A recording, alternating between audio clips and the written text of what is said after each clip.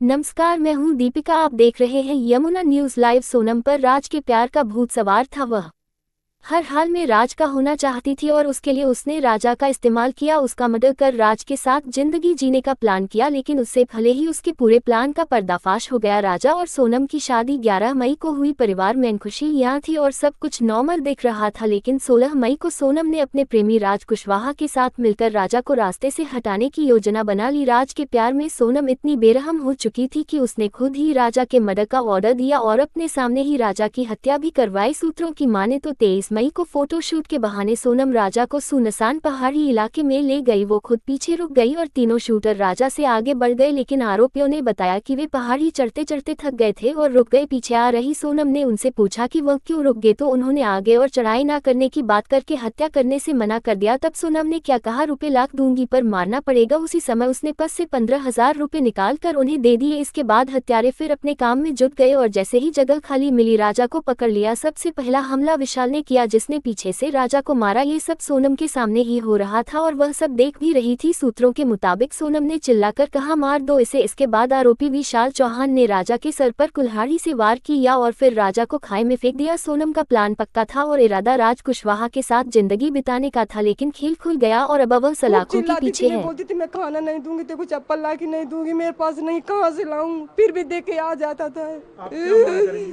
मैं सरकार से एक प्रार्थना करती, मेरे बच्चे को भगवान बेकसूर साबित कर दे। मेरे बच्चे से नहीं कर सकते भैया, नहीं हम मर जाएंगे, हम तीनों माँ बेटी जहर खा के मर जाएंगे। नहीं जी, किसके सहारे?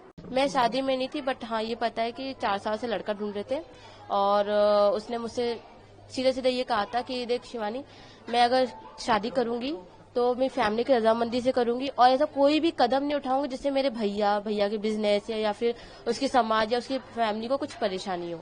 इसलिए ऐसा कुछ भी कदम नहीं उठाऊंगी। जैसा भी लड़का ढूंढेंगे, अमीर हो गरीब हो, कुछ भी करता हो, वो वैसे शादी कर लेगी।